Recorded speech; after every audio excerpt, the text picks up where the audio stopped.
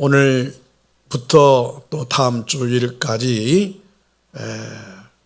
정부의 방침에 따라 비대면으로 각 처소에서 온라인 예배에 참여하는 우리 성도들, 하나님의 위로와 하나님의 소망이 차고 넘치시기를 바랍니다. 구원은 개개인이 받게 됩니다. 하나님 앞에 갈 때는 혼자 천국에 가게 됩니다. 교회 공동체로서 함께 모이는 것 얼마나 행복했습니까? 그러나 언젠가는 하나님 앞에 혼자 천국에 이르게 되지요. 그리고 평소에 신앙 성숙한 성도들을 보면 모였을 때보다 개개인으로 스스로 구원의 기쁨과 감격에 기반하여 스스로 예배 생활, 스스로 기도 생활, 스스로의 성장이 온수마귀를 이기고 더 성숙한 성도의 자리에 있는 것을 볼 수가 있습니다. 7월 달은 다시 세워지는 선일 공동체라고 하는 이 큰 표어를 중심해서 우리가 말씀을 듣고 또 기도하고 또 찬양도 우리의 모든 사역의 중심이 거기에 맞춰져 있음을 알 수가 있지요. 여기에 발맞추어 저는 7월 첫째 주일날 다시 세워지기 위해서는 바로 삶의 방향을 정해야 된다라고 말하면서 지금이 돌아가야 할 터닝 포인트다. 많은 사람들이 어렵고 힘들다고 하지만 지금이야말로 주님이 주시는 새로운 기회다 라고 하는 것을 말씀을 드렸지요. 그리고 지난 주일날 기억나시나요? 무너져도 다시 세워진다. 뚝이 무너졌지만 무너진 대로 내버려 둘 수 없지요. 건물이 무너졌지만 붕괴됐지만 다시 견고하게 세워질 날을 기다리는 것처럼 여러분, 무너져도 다시 세워주시는 하나님이심을 믿으시기를 바랍니다. 그런데 무너지지 않기 위해서 기억해야 될 것이 있다고 그랬죠? 하나님의 말씀이라고 그랬습니다. 여러분, 매일 주3과 함께 살고 계시나요? 매일 주3과 함께 말씀을 주야로 묵상하라고 하신 그 말씀을 따라서 살아가고 있나요? 그 성도들은 이런 중에도 하나님의 때를 기다리며 기도줄 놓치지 않을 것입니다. 그리고 이전보다 더 긴장하여 말씀 붙들고 말씀대로 살려고 노력을 할 것이라고 저는 믿습니다. 여러분, 무너지지 않는 것은 바로 나만 무너지지 않는 것이 아니라 내 가족과 나의 공동체가 함께 세워질 수 있다는 사실을 기억하십니까? 우리 공동체 가운데 한 사람이라도 말씀이 무너지면 여러분 다 무너집니다. 여러분이 매일매일 말씀으로 살면 여러분이 세워지고 그를 통해서 여러분의 가족이 세워지고 그리고 우리 선일의 공동체가 세워진다는 사실을 우리는 성경을 통해서 분명히 기억하십시오.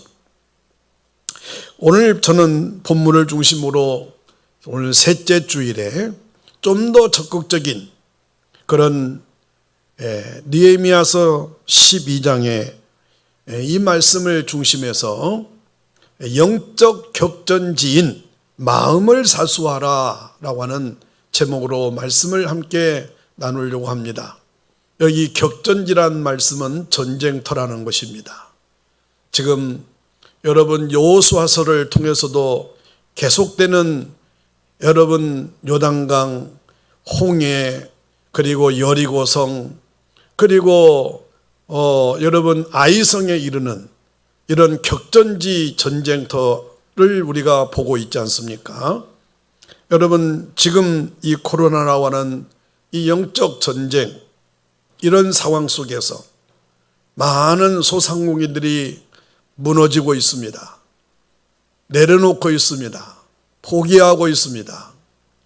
여러분 문을 열어 장사를 해도 수익이 없고, 여러분 직원들은 두었지만 사장은 그들에게 봉급을 줘야 될 봉급이 없어서 직원들을 다 이제 그만두게 할 수밖에 없는 상황. 이제는 본인도 빚더미에 들어서서 더 이상 장사를 할 수 없는 그런 상황들, 우리가 뉴스를 통해서 보지요.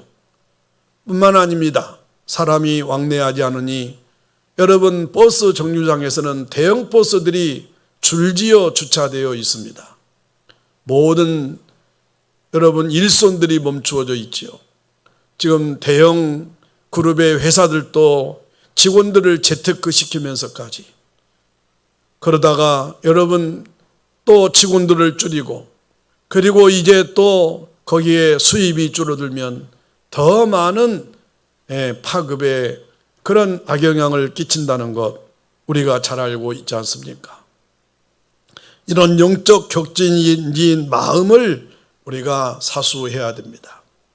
지금 어려운 시기라고 하는 것을 너무 잘 알고 있지요. 이럴 때에도 돌파구가 생기고, 이럴 때에도 어떤 사람에게는 기회가 있다는 것을 놓치지 않고 있다는 것을 우리는 기억해야 됩니다. 다 어렵지만 기회가 있다는 거죠. 다 힘들다고 하지만 길이 있다는 것을 알고 있습니다.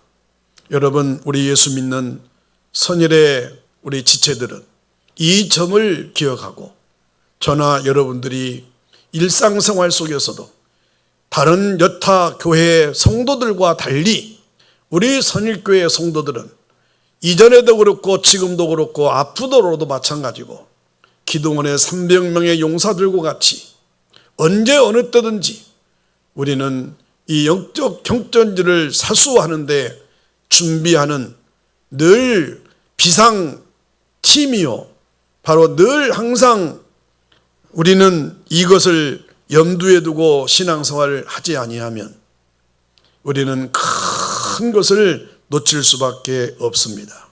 그러므로 이 어려운 시기가 어려운 시기로만 알고 있지 말고, 무엇보다도 이 어려운 시기에 우리가 환경은 바뀝니다. 상황은 바뀝니다.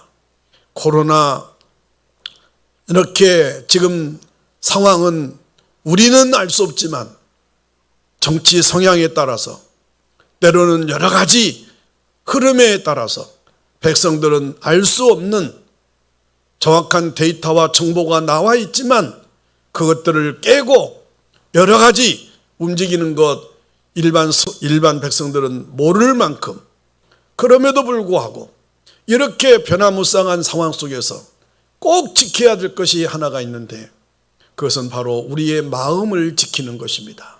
할렐루야. 우리의 마음이 무너지면 다 무너지게 되어 있습니다. 결론의 말씀 가운데서 또 말씀하겠지만, 무릇 지킬 만한 것보다 내 마음을 지키라고 그랬습니다.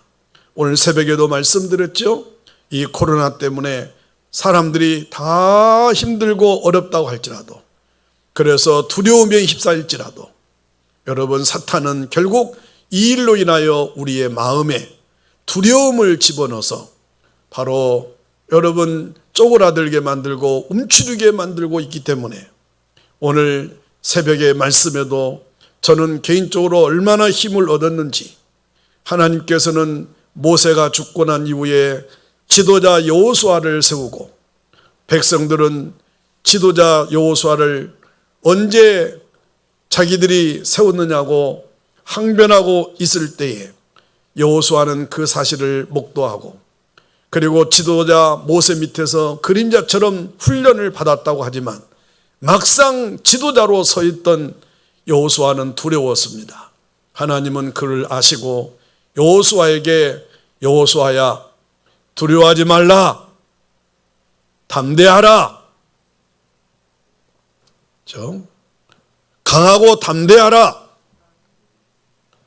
내가 너와 함께하리라 내가 너를 도와주리라 네가 어디로 가든지 내가 너와 함께하겠다고 하신 그 여호수아서 1장의 말씀이 오늘 여호수아서 8장에서 이제 작은 성 아이성을 가볍게 여겼던 여호수아와 리더십들이 이제는 정신을 차리고 이제는 이 작은 성에 대해서 그동안 교만하고 기도하지 아니하므로 그리고 자신들의 과신으로 인하여서 거기에다가 또한 아간 같은 아주 공동체를 무너뜨리고 공동체의 질서를 깨뜨린 이 아간 한 사람으로 인하여 아이성을 대패하는 이런 실수를 범한 이후에 또다시 반복적으로 실수를 범하지 아니하고 이제는 대승리하기 위해서 이제 여호수아부터 시작해서 똘똘 뭉쳐서 일사천리로 하나님의 지시에 따르는 여호수아의 리더십에 따라 온 백성들이 한결같이 진행했을 때에 하나님께서는 그런 여호수아의 리더십과 함께 백성들이 결국은 승리하여 하나님 앞에 영광을 돌린 줄로 믿으시기를 주님의 이름으로 축원합니다. 할렐루야. 여러분 두려워하지 마십시오. 놀라지 마십시오. 하나님이 함께 하십니다. 그렇지 않습니까? 그 땅을 다 너에게 넘겨주었다. 그 성읍을 점령하라. 너희 하나님 여호와께서 그 성읍을 너희 손에 주시리라. 아멘. 8절에 너희가 그 성읍을 취하거든. 이 말이 무슨 말입니까? 이미도 점령하게 되었다는 거예요. 믿습니까? 아직 점령 시기가 안 됐지만 점령할 때는 안 됐지만 앞으로 점령하게 될 것이니 이 말이 아닙니까? 여러분 이 코로나는 지나갑니다. 이 때는 언젠가는 지나갑니다. 저 하늘 위에 떠 있는 먹구름은 지나갑니다. 그래서 햇빛이 쨍쨍 쬐일 때가 있습니다. 그때 빨랫줄에는 빨래가 널려질 것입니다. 여러분 여인들은 세탁을 해서 또 옷을 널게 될 것입니다. 그동안에 미루놨던 지저분한 것들 청소도 하게 되지요. 여러분 이 말씀을 들을 때 저는 용기가 생깁니다. 그리고 우리 성도들에게도 이 말씀을 묵상하는 자들에게 용기가 생기고 활력이 넘칠 것을 저는 기대하고 오늘 새벽에 얼마나 감사했는지 모릅니다.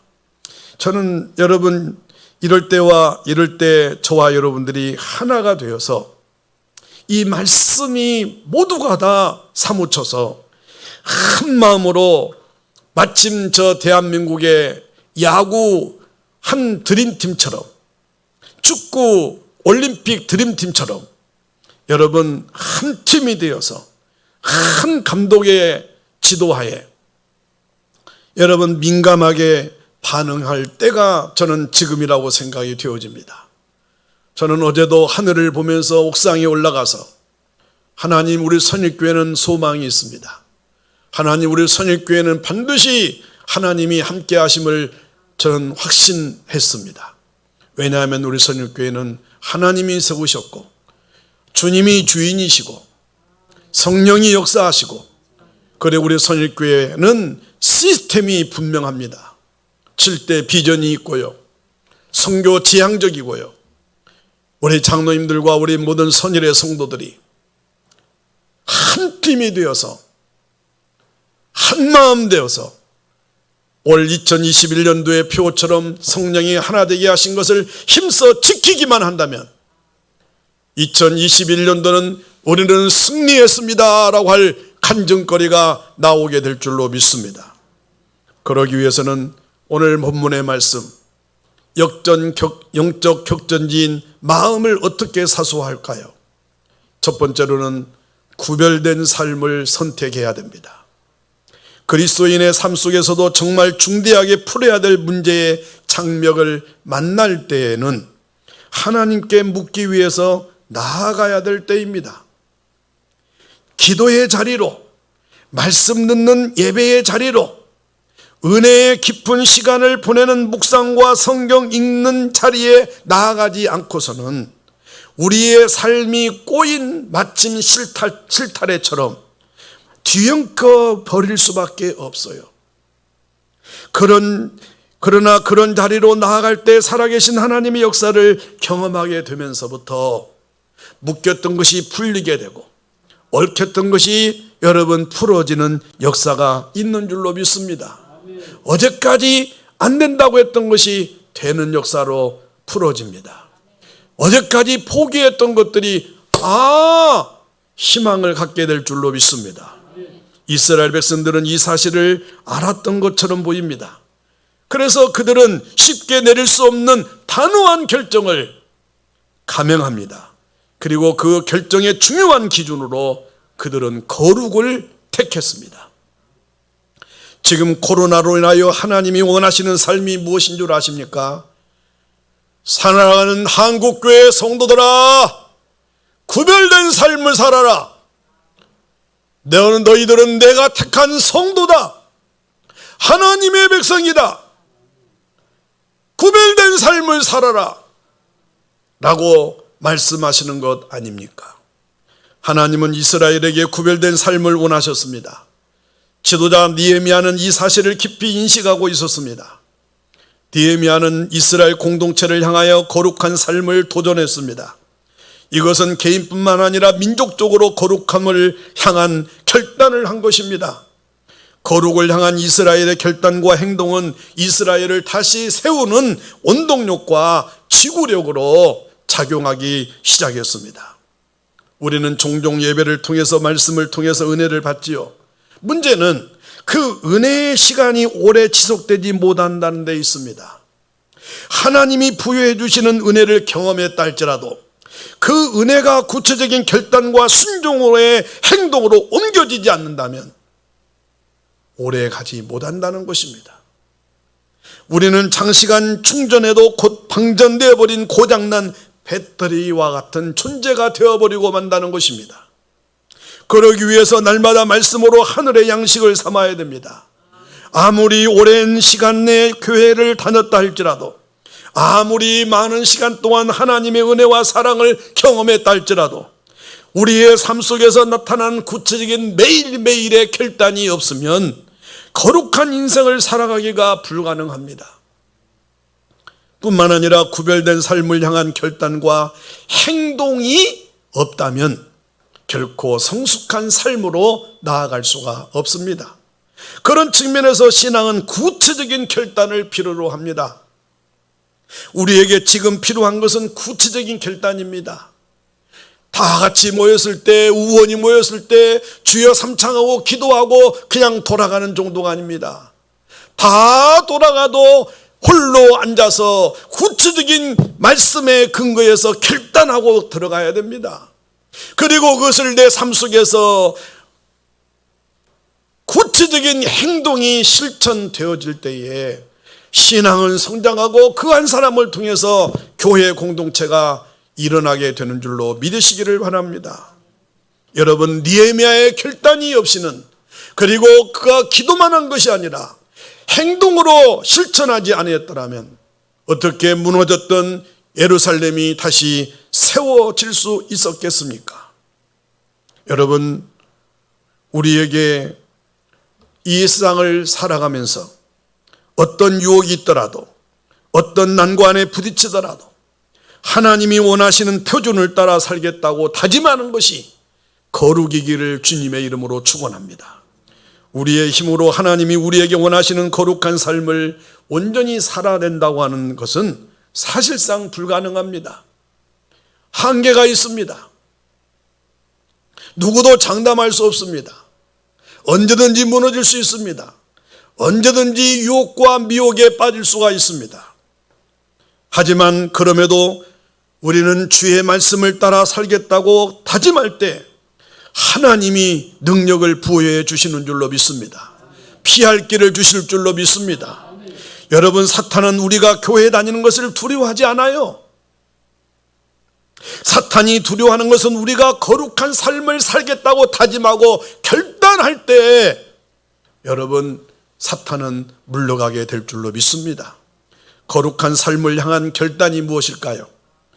하나님 쪽도 아니고 세상 쪽도 아닌 회색지대나 중간지대에 머무르지 않고 하나님 쪽으로 온전히 시선을 고정하는 것을 가르쳐서 거룩한 삶을 산다고 말할 수 있는 것입니다. 여러분은 지금 어느 쪽에 서 있습니까? 아직도 중간에 회색지대에 머물러 있습니까? 아직도 눈치 보고 있습니까? 우리에게 구체적이고도 정확한 결단이 필요합니다. 나는 이런 중에도 예배 드리리라. 나는 이런 중에도 하나님 앞에 기도하리라. 하나님은 모든 사람에게 획일적인 기준으로 똑같은 행동을 요구하지 않아요. 성도마다 다 신앙의 수준과 삶의 형편과 이해가 다르지요. 그렇기 때문에 성도 한 사람 한 사람을 인격적으로 대하며 각 사람이 인내할 수 있는 거룩한 훈련과 범위를 정하시고 이끄십니다. 거룩한 삶은 저절로 이루어지지 않아요. 하나님 앞에 거룩한 삶을 살기로 결단하고 행함으로 나아갈 때에 하나님이 힘을 주시고 능력을 주시고 피할 길을 주시고 감당할 만한 역사가 일어나는 줄로 믿으시기를 바랍니다. 그러한 거룩의 삶을 위해서 우리가 먼저 해야 될 일이 있습니다. 오늘 느헤미야와 그의 백성들처럼 일상생활 속에서 일반적인 삶에서 벗어나서 비범한 결심을 해야 됩니다. 새로운 각오를 해야 됩니다. 두 번째로는 거룩한 삶을 위해서 구체적으로 서약을 했습니다. 결심 가지고 안 됩니다. 결단 가지고 안 됩니다. 거룩을 구체적으로 서약을 했어요. 가능하다면 믿음의 공동체 앞에서 공개적으로 서약하는 신앙생활이 성숙한 신앙생활이라는 사실을 기억하십시오. 왜 우리가 세례받을 때 서약합니까? 왜 회중들 앞에서 축하객들 앞에서 여러분 신랑과 신부가 서약합니까? 왜 목사, 장로가, 안수입사가 여러분 권사가 취임할 때 왜 서약합니까? 그만큼 서약이 중요하기 때문입니다. 결혼하는 사람은 서약을 했을 때를 평생 놓치면 여러분 가정이 파괴됩니다. 그러나 그것을 기억할 때 그 가정은 여러분 계속 사랑이 싹틀 것이고 행복은 유지되는 것 아닙니까? 그렇게 할 때 거룩에 대한 결단이 작심삼일로 끝나지 않습니다. 여러분 느헤미야서 9장으로 보면 37절로 38절에 이런 말씀이 있어요. 우리의 죄로 말미암아 주께서 우리 위에 세우신, 잘 들으십시오. 우리 위에 세우신, 우리가 지배하고 다스리라고 세우신 이방 왕들이 이 땅에 많은 소상을 얻어서 그들이 우리의 몸과 가축을 임으로 관할을 하오니 우리의 곤란이 심하오며 38절에 이런 말씀이 있습니다. 우리가 이 모든 일로 말미암아 이제 견고한 언약을 세워 기록하고 우리의 방백들과 내일 사람들과 제사장들이 다 임봉하나이다 하였느니라. 37절의 말씀이 얼마나 처참합니까? 하나님이 우리에게 다스리라고 우리를 통해서 저들을 다스리라고 주신 저들로부터 이제 다 빼앗기고 다 탈취당하고 그들의 노예거리가 되어서 곤란하다 이 말이죠. 왜 그랬을까요? 우리의 죄로 말미암아 이 말이에요. 그들은 이제 이 사실을 알고 이제는 말씀으로 새롭게 된 이스라엘 백성들은 공동체와 함께 견고한 언약을 세워 기록했고 이들이 그 언약에 다 같이 동참한 줄로 믿으시기를 바랍니다. 느헤미야서 10장과 11장에는 거룩한 인생을 살기로 서약한 사람들의 명단이 쫙 나옵니다. 그 명단 안에는 많은 사람들이 들어있어요. 특별히 지도자들이 그 명단에 포함되어 있었다는 것 아닙니까? 사실은 백성들이 어려움을 겪는 것은 이 지도자들이 판단을 잘못하고 분별력이 흐려져 있기 때문에 그랬지 않습니까? 그런데 이 지도자들이 이 명단에 포함되어 있었기 때문에 그 지도자들을 보고 온 백성들은 한결같이 다 동참했다는 점을 기억하셔야 됩니다. 그들은 다 하나님의 나라를 다시 세우기 위해서 헌신한 자들이었습니다. 오늘 여러분의 헌신과 충성도가 이와 같이 기록될 줄로 믿으시기를 주의 이름으로 축원합니다. 이때 또한 주목해야 될 것은 이스라엘 백성이 거룩한 삶을 살기로 서약할 수 있었던 원동력은 다시 말씀드리지만 지도자들의 솔선수범 때문이었습니다.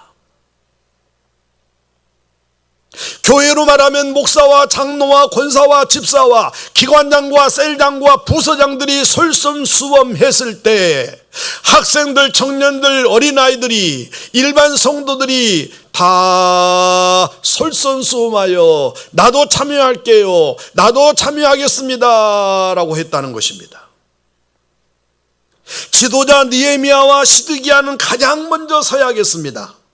이스라엘 백성들은 지도자의 모범에 감동하여 자발적으로 거룩한 삶을 살겠다는 구체적인 서약을 했습니다. 지도자가 먼저 낮은 모습으로 모범을 보이지 않으면 백성이 따라오지 않습니다. 지도자들이 먼저 헌신할 때 놀라운 역사가 이루어집니다. 그들은 막연하게 내가 거룩한 삶을 살겠습니다, 내 이름을 써세요 라고 한 것이 아닙니다. 거기에는 구체적인 거룩의 기준이 주어졌습니다. 느헤미야서 10장에 보면은 그들이 세운 6가지 거룩의 기록이 나오는데요, 여러분 느헤미야서 10장으로 돌아가 보면 30절에 보면 이런 서약이 첫 번째로 나옵니다. 자녀들을 이방인과 결혼시키지 않겠습니다. 31절에 보면 안식일과 안식년을 준수하겠습니다. 32절로 32절에 보면 하나님의 성전을 섬기는 규례를 지키겠습니다. 33절에 보면 번제단에 쓸 것과 성물과 속죄제를 드리겠습니다. 34절로 37절에 보면 토지 소산의 만물, 첫 것이죠, 가죽의 첫 새끼 처음 소산을 드리겠습니다. 일천번제요 첫 제물을 가리킵니다. 38절로 39절에 보면 11조를 드리겠습니다 라고 그 11조의 10분의 1을 가져다가 우리 하나님의 전국간의 여러 방에 2대라고 했던 것을 보지요. 이와 같이 6가지로 서약을 구체적으로 기록한 것을 여러분 기억하십시오. 신앙생활은 바로 이 점에 있습니다. 같은 장소에서 예배를 드려도, 이 자리에서 마음 먹고 결심은 했어도 구체적으로 실행에 옮기지 않는 사람과 이것을 실행에 옮긴 사람의 신앙생활은 같은 한 예배당에서 신앙생활을 해도 이렇게 천차만별로 다르고 하나님의 축복도 역시 심은대로 거두게 하신다는 것 점을 기억하십시오. 따라서 할까요? 축복은 그냥 주어지지 않습니다. 믿습니까? 대가는 반드시 나타납니다. 수고한 만큼, 이마에서 땀 흘린 만큼 그 결과는 열매로 나타나고요. 이 여름날에 부채질을 하고 있고 여러분 땀을 흘리지 않는 사람은 열매도 가을에 거둘 수가 없습니다. 여러분 신앙생활 잘하고 싶은가요? 능력 있는 신앙생활 하고 싶은가요? 그렇다면 하나님 앞에서 구체적인 거룩의 결단을 해보시기를 바랍니다. 성도의 삶에서 은혜나 믿음이 약해지는 이유는 바로 이 부분이 약해지기 때문입니다. 지금 자신의 삶을 돌아보며 부족한 부분이 있다면 그것에 대해서 결단해야 됩니다. 11조를 잘하고 있지 못하신가요? 그렇다면 11조를 하겠다고 결단해야 됩니다.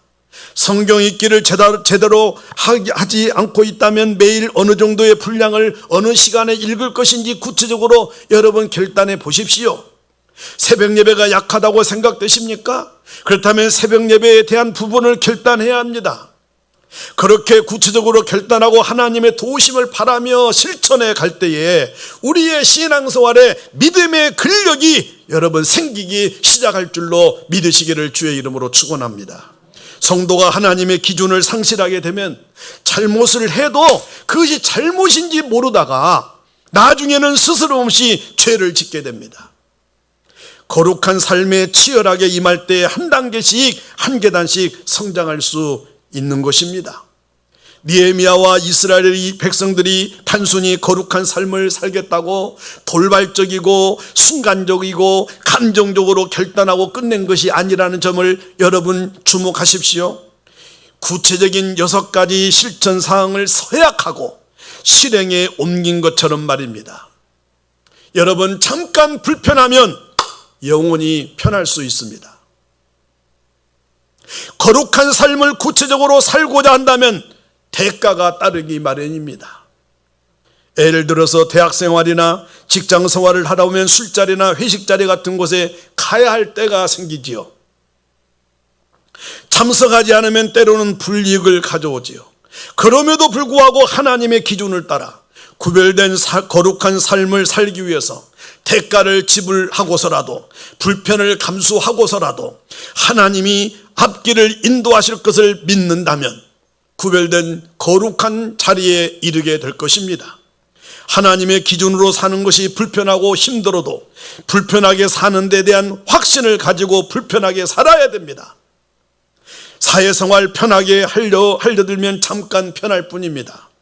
그러나 거룩을 선택하면 영원히 편합니다. 그러기 위해서는 4가지를 기억하십시오. 거룩한 삶을 위해서 경계를 설정하셔야 됩니다. 삶의 거룩한 지점을 보호하는 경계를 정해야 된다는 것입니다. 느헤미야서 11장에 보면 구별된 삶을 살기로 결단한 이스라엘 백성들이 익숙하고 편안했던 보금자리를 떠나 새로운 삶의 경계를 정하는 장면이 나오지요. 여러분, 불가능해 보이던 성벽 재건 공사가 끝나니 지도자들은 예루살렘 성으로 이주하기로 결정을 했습니다.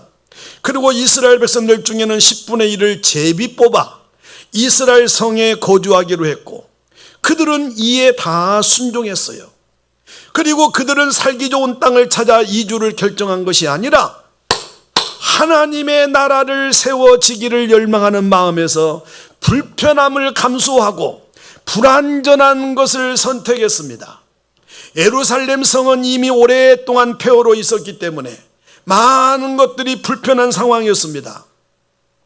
그럼에도 불구하고 자신의 삶의 경계를 예루살렘 성으로 정한 것은 예루살렘의 회복을 위해서는 자기 자신들의 일상생활의 불편함을 감수하는 헌신이 필요했기 때문입니다.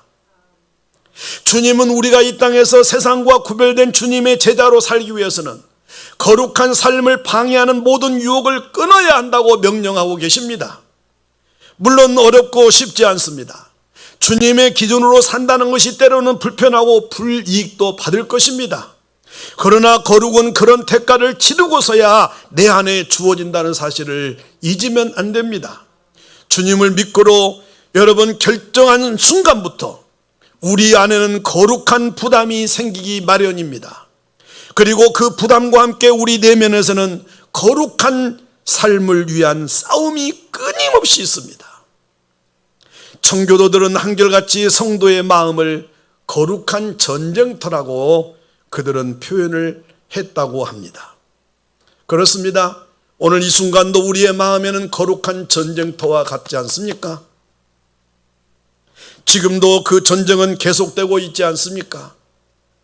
이런 세상에서 유혹을 포기하고 정직과 근면을 선택한다는 것은 분명히 쉽고 편한 길이 아닐 것입니다. 그러나 전쟁에서 승리하려면 기준을 명확하게 하고 경계를 분명하게 해야 됩니다.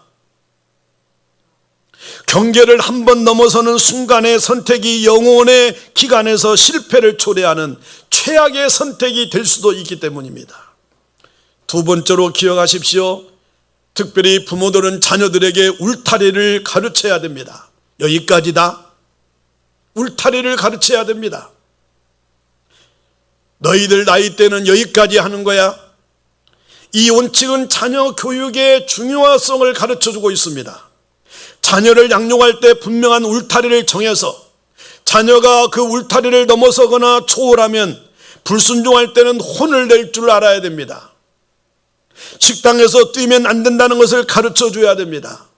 그리고 순종하지 아니하면 야단도 쳐야 됩니다. 다른 사람에게 피해를 주면 안 된다는 경계를 가르쳐 줘야 된다는 말이지요. 그렇게 가르치지 않고 자녀가 알아서 잘할 것을 기대하는 것은 큰 잘못입니다. 여러분, 저는 사모와 함께 선일 성경원을 운영하면서 어린이집으로 전환할 수 있었지만 오직 성경으로 가르치기 위해서 끝까지 사명감을 가지고 운영하면서 성교원 아이들의 매일의 삶을 함께하면서 어릴 적 신앙교육이 얼마나 중요함을 잊을 수가 지금도 없습니다. 얼마나 아쉬운지 모릅니다. 자기가 섬기는 교회, 자기가 다니는 교회 목사님의 이름은 몰라도 선일 성교원에 다니는 선일 성교원 아이들은 선일교회 담임 목사님의 이름은 알고 있습니다. 어르신들 앞에서 매년 발표, 여러분 그 반별 발표를 통해서나 5월달이 되면 어르신들 앞에서 재롱잔치, 여러분 지금 그 박수갈채를 떠올리십니까? 바로 어린아이들이 그렇게 천진난만하지만 어르신들에게는 활력소를 심어주며 선일 성경원을 통해서 철저하게 사명감에 불타있는 교사들로 인하여 하나님 중심, 그리고 여러분 이웃사랑이라고 하는 이 오는 한 해 그 아이들을 가르쳐서 지금 우리 지역의 20, 30대 청년들 가운데는 우리 선일 성교원 출신들이 상당히 자리 잡고 있다는 점도 여러분 기억하십시오. 그것은 말씀을 듣고 반응하여 구체적으로 서약하지 않으면 그렇게 잘할 수가 없습니다. 누군가에게 보이기 위한 서약이 아니라 하나님 앞에서 자신의 삶을 돌아보며 하나님이 기뻐하는 거룩한 삶을 살기 위해서 서약해야 됩니다. 더 나아가 변화하기 위해서 거룩한 삶의 경계를 정해야 됩니다. 그래서 서약과 경계를 만들어야 신앙생활이 온전해지는 것입니다. 우리 교사들이요, 우리 교육부서 담당자들이요, 다음 세대들을 잘 가르치십시오. 그리고 경계선을 분명하게 정해 주십시오. 세 번째는 사실 이번 주 수요일 날 설교 제목이었는데 오늘 본문에 들어가기 때문에 제가 지난주 금요일 날 본문을 바꿨습니다. 여러분 따라서 하겠습니다. 경계가 무너지면 다 무너지는 것은 시간 문제다. 여러분 세상에서 이런 말이 있죠. 딱 한 잔만. 많이 들어보셨죠? 술집에서 하는 말입니다. 아니 어느 집은 술집 간판 이름입니다. 그 술집 주인은 정말 머리가 비상한 사업가인 것 같습니다. 왜냐하면 딱 한 잔만 하고 자리를 뜨는 사람이 없다는 것을 알고 있어요. 청소년들이 담배를 피우게 되는 과정도 비슷합니다. 호기심에서 시작했다가 어느덧 습관에 젖어버리면 끊어버리기 힘들어집니다. 거룩한 삶을 살기 위해서는 남들이 한다는 이유로 모든 것들을 다 따라해서는 안 됩니다. 죄는 달콤한 유혹으로 우리에게 다가올 때가 많습니다. 어느새 나도 모르는 사이에 슬그머니 죄가 들어와 그리스도인이 살아가는 삶의 경계를 허물고 악의 집을 짓게 됩니다. 신앙생활은 절대 편안한 생활이 아닙니다. 신앙생활은 불편한 생활 그 자체입니다. 그러나 그 불편을 통과해야만 누릴 수 있는 영원한 평안함이 자리 잡게 되는 줄로 믿으시기를 바랍니다. 안 해야 할 것들을 안 해야만 하나님이 주시는 자유를 누릴 수 있습니다. 네 번째로는 거룩한 삶을 살기 위해서 마음을 지켜야 됩니다. 어쩌면 제가 오늘 전하려고 하는 포인트는 이 마음입니다. 그래서 오늘 여러분 예배 시작할 때 불렀던 찬양 속에 모든 찬양의 가사는 다 마음이라는 가사가 담겨져 있는 것을 저는 목도했습니다. 여러분 거룩한 삶을 살기 위해서 제가 설교 시작도 이야기했지만 마음을 잘 지켜야 됩니다. 거룩한 삶을 서야겠습니다. 경계를 설정한 다음에는 해야 할 일이 있어요. 그 거룩을 위해서 마음을 지키는 것입니다. 성령이 하나 되게 하신 것을 지키는 것입니다. 다음 세대를 세우고 다시 세워지는 일을 위해서는 지켜야 될 것이 있습니다. 그것은 우리 마음이 흔들리지 말아야 됩니다. 한결같은 마음입니다. 드디어 느헤미야는 백성을 모으는 새 성벽을 봉헌하지요. 여러분, 여기 오늘 본문 우리가 읽었던 세 절 말씀 속에 저는 마음이 막 뭉클할 때가 있는데, 여기 모인다, 모이게 한다, 이 말씀이 저는 뭉클하고, 여러분 지금의 이때 지나가고 나면 다시 우리 성도들이 모일 것을 생각하고 다시 모일 때를 기대한다면 저는 가슴이 막 설레입니다. 여러분은 어떻습니까? 오늘 여러분 모여서 뭐 했습니까? 아직 우리가 이루지 못한 헌당식을 이루고 있어요. 여러분, 오늘 본문 가운데 핵심입니다. 느헤미야와 에스라가 펼치는 공동사역은 예배를 회복했을 뿐만 아니라 이스라엘 공동체의 삶의 터전도 변혁했습니다. 거룩한 삶의 영향력은 성벽 봉헌식을 통해서 하나님이 주시는 기쁨으로 찬양하고 선포하는 것으로 드러나기 시작했어요. 오늘 본문의 말씀 여러분 읽으셨죠? 노래하며 춤추며 찬양하며, 이 봉헌식이 그런 겁니다. 봉헌식은 정결함의 회복을 목적으로 했습니다. 사랑하는 성도 여러분, 거룩한 구별된 삶을 살아가는 저와 여러분들 되시기를 주님의 이름으로 축원합니다. 축원합니다. 여러분, 말씀을 맺겠습니다. 잠언서 4장 23절에 무릇 지킬 만한 것 중에 내 마음을 지키라. 생명의 근원이 이에서 남이니라. 지금 우리는 총체적으로 볼 때 영적 격전지인 마음을 사수해야 될 때입니다. 환경은 바뀌어요. 상황은 달라져요. 언제 뉴스에 따라갈 거예요? 언제까지나 정부 방침대로만 따라갈 거예요? 오늘 또 저는 예배드려 오기 전에 어떤 큰 교회에 보면 여전히도 찬양단이 서요. 여전히도 성가대 서 있어요. 여전히도 다 남성들이 단체복을 입고 와서 워십을 하며 찬양을 해요. 여러분, 바로 우리의 마음이 중요합니다. 저는 그것을 보면서 그런 지도자도 대단하지만 그런 지도자의 리더십에 그렇게 함께하자고 할 때 참여하는 성도들이 더 대단하다고 생각이 되어집니다. 여러분, 마음은 사탄과 거룩한 성도가 벌이는 영적 경전지입니다. 성도의 마음이 거룩한 영역이라는 경계를 정할 때 영적 전투에서 중추 역할을 담당할 수 있습니다.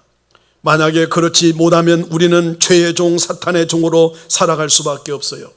사탄은 끊임없이 성도의 생각과 마음을 공격합니다. 성도로 살겠다고 서약하고 삶의 경계를 정했다고 해서 안주하고 있다면 사탄은 그 빈틈을 타고 반드시 잠입하여 성도의 마음을 혼란케 할 것입니다. 이렇게 말입니다.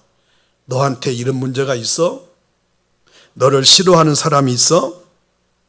성도가 사탄에게 마음을 빼앗겨 흔들리기 시작하면 기도와 말씀에 집중할 수 없습니다. 사탄은 우리가 가야 할 길을 가지 못하도록 지연 전략을 사용합니다. 이럴 때에도 포기하지 않고 하나님께 마음을 드리기 위해서 늘 우리는 로마서의 말씀을 기억해야 됩니다. 우리의 마음을 잘 다스리라는 것. 우리의 마음을 하나님께 매일 영적 제물로 드리지 않으면 무너질 수밖에 없다는 것입니다. 삶의 뿌리를 뒤흔드는 적이 바로 사탄임을 기억하시기를 바랍니다. 사탄은 우리가 성도로 살아가는 현재가 무가치하게 보이고 보잘것없게 보이고 형편없는 것처럼 속이고 있습니다. 사탄은 우리 자신을 영적 제물로 드리려면 거창하거나 값지고 주목받는 삶을 살아야 되는 것처럼 속입니다. 이때 성도는 마음이 흔들리고 넘어집니다. 사탄은 우리의 마음을 어떤 때는 강하게 공격하고 어떤 때는 부드럽게 회유하기도 합니다. 우리의 기분을 나쁘게도 하고 감정적으로 우울하게도 하고 슬프게도 두렵게도 합니다. 인간의 지정의 중에 가장 연약한 부분이 감정이기 때문입니다. 사탄은 인간의 감정을 잘 이용한다는 점도 기억하십시오. 상황이 어떻게 전개되더라도 주님께 드리는 것이 영적 예배의 본질임을 기억하고, 여러분 이 영적 격전지인 여러분의 마음을 사수하시는 우리 선열의 성도들이 되시기를 주님의 이름으로 축원합니다.